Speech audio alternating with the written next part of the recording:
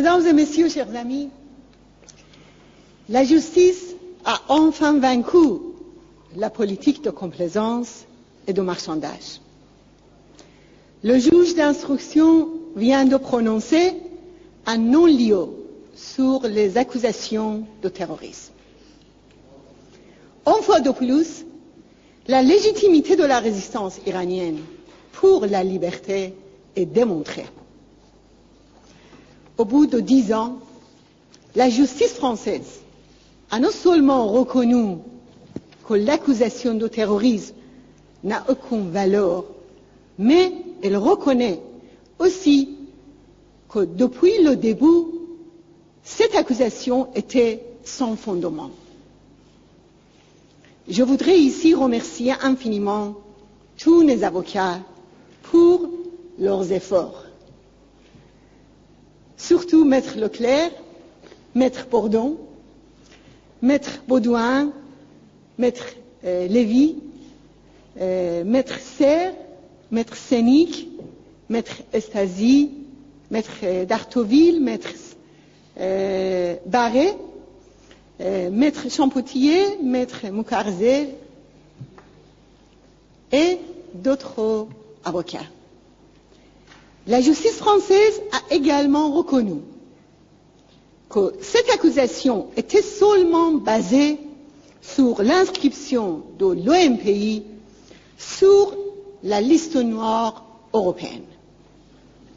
Il faut dire que c'est avec ce même dossier qu'ils voulaient justifier le maintien de l'OMPI sur cette liste noire et qu'ils ont échoué.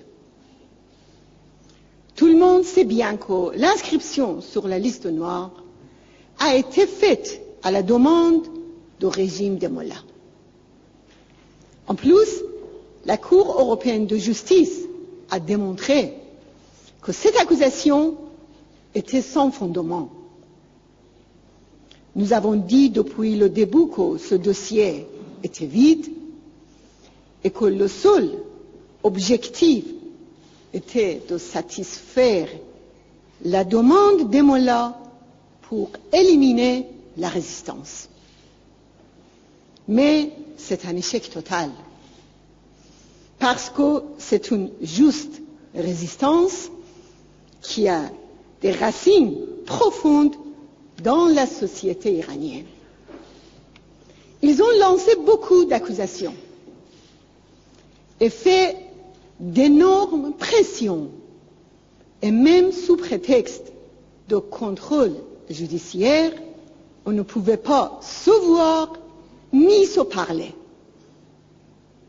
Mais nous n'avons pas abandonné, nous avons insisté sur nos droits et nous avons reçu le soutien de très nombreux défenseurs des droits de l'homme, de personnalités politiques et de l'opinion publique, comme le soutien de Mme Mitterrand, qui, dès le lendemain de la rafle du 17 juin 2003, est venue au siège du CNRI pour dire qu'avec François Mitterrand, il avait aussi été accusé de terrorisme pendant la résistance. Ce qui a Téhéran ont promis d'attaquer les bureaux de CNRI à Auvers-sur-Oise doivent répondre aujourd'hui. Jean-Louis Bruguière, qui a ordonné la rafle de 17 juin 2003, doit dire pourquoi il a utilisé la justice française pour satisfaire les mollahs.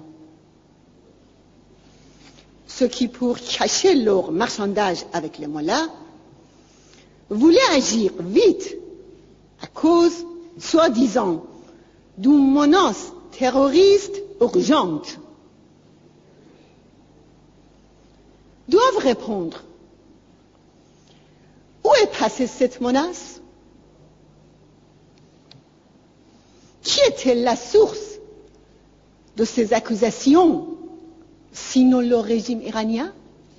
c'est-à-dire le régime des mollahs, ceux qui, pour la collaboration avec les mollahs, ont bombardé d'accusations la résistance, doivent aujourd'hui répondre au peuple iranien et au peuple français.